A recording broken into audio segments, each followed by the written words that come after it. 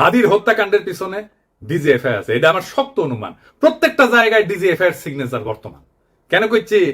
কারণ ওয়াকারের পথ বালক আর ডিজিএফআই হাদির ঘটনা নিয়ে একদম প্রথম থেকে উদ্দেশ্যমূলকভাবে মিথ্যাচার করতেছে। কিভাবে? একদম দেখাই দিই চোখে আঙুল দিয়া। ঘটনা ঘটে শুক্রবার 12 ডিসেম্বর দুপুরের দিকে।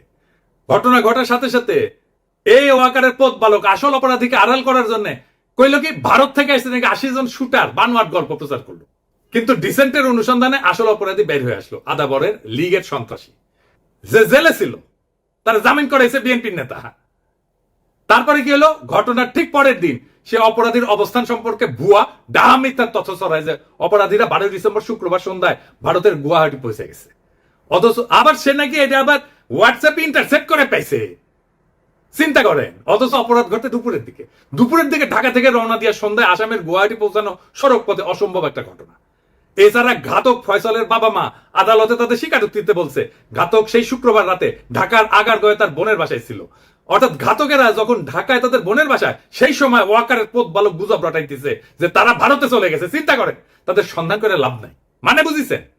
যুগান্তরে তার বাবা মা প্রকাশিত বক্তব্য অনুযায়ী সেই রাতে ঘাতকের বোনের বাসায় তারা দেখা করে ফয়সালের সাথে। সেখানে আসামি শুটার ফয়সাল তার অবস্থান নিরাপদ মনে না হয় আগারগাঁও থেকে মিরপুরে যায়। পরে শাহজাহানপুরে আসামি মোহাম্মদ হুমায়ুন কবিরের ভাতিজা আরিফের বাসায় যায়। শুটার ফয়সালের ব্যাগ নিয়ে তার বাবা হুমায়ুন কবির একটা সিএনজি ভাড়া করে দেয় এবং সঙ্গে কিছু টাকাও দেয়। পরবর্তীতে আসামিরা তার ছোট ছেলে হাসান মাহমুদ বাবলু ওরফে রাজের কেরানীগঞ্জের বাসায় আসে এবং তারা জুরাইন থেকে 2টা মোবাইল সিম কিনে ব্যবহার করে।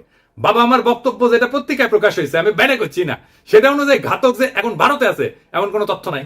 ওয়াকারের পথ বালক প্রথম থেকে অপরাধীদের খোঁজাকে ভুল পথে নিয়ে যাওয়ার চেষ্টা করেছে না এবং নিরুৎসাহিত করছে না যে চলেই গেছে, তো এখন আর খুঁজে লাভ কি?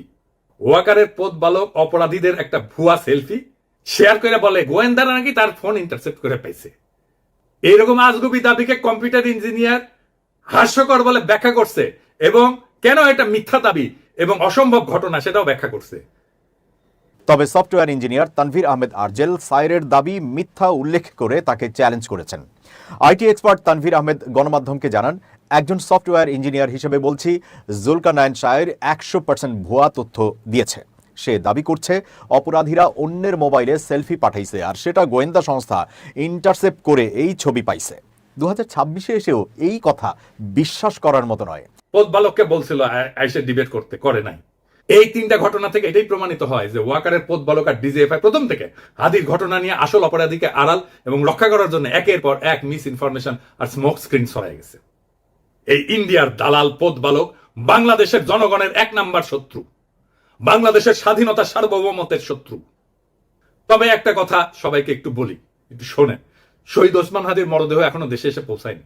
স্বাভাবিকভাবে আমাদের প্রত্যেকের হৃদয়ে ভারাক্রান্ত, আবেগে বিক্ষুব্ধ।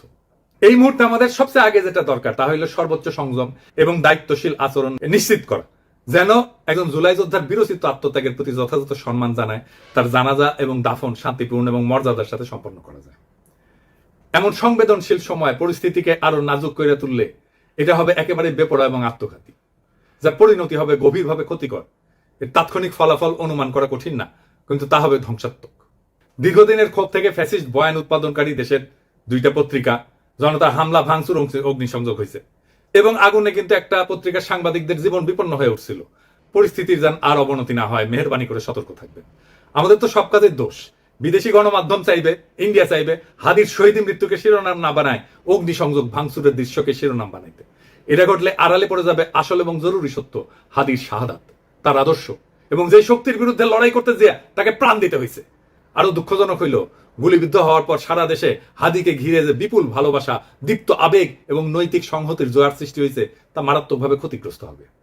আমরা কোনোভাবেই হাদির আত্মত্যাগকে এইভাবে নষ্ট হতে দিতে পারি না।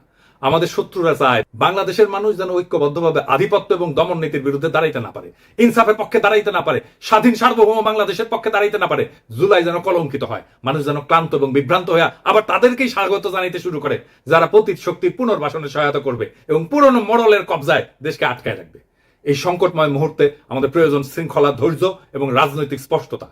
খুব সহজে উস্কানি দিয়া সংঘাত সৃষ্টি করা যায়। আফগান পাকিস্তান সীমান্তেই দেখেন না, অনেক ক্ষেত্রে না বুঝে তরুণরা সে আগুনে ঝাঁপায় পড়ে, প্রাণ হারায়। আমাদের বুঝতে অসুবিধা হওয়ার কথা না কারা এই সুযোগ নিতে চায়, কারা বাংলাদেশের স্বাধীনতা সার্বভৌমত্বকে পুনরায় বিপন্ন করতে চায়। অতএব উত্তেজিত এবং ক্ষুব্ধ জনতাকে থামাইতে হবে দৃঢ়ভাবে, শান্তভাবে, ধৈর্যের সাথে এবং অবিলম্বে। হাদির লড়াইকে রক্ষা করার জন্য, নতুন বাংলাদেশকে রক্ষা করার জন্য, বিপ্লবকে রক্ষা করার জন্য এবং যে ইনসাফ, মর্যাদা এবং আদর্শে অবিচল থাকার কারণে হাদিকে জীবন দিতে হয়েছে, সে সুমহান লক্ষ্যের স্বার্থে আমাদের এই দায়িত্ব পালন করতেই হবে। আমরা সেটা করব ইনশাল্লাহ। ইনকিলাব জিন্দাবাদ, শহীদ হাদি অমর হোক। আল্লাহ যতদিন বাঁচায় রাখবে, স্বাধীনতা, সার্বভৌমত্ব, ইনসাফ এবং সততার জন্য লড়াই করব। এই লড়াই আমাদের জিহাদ ইনশাআল্লাহ।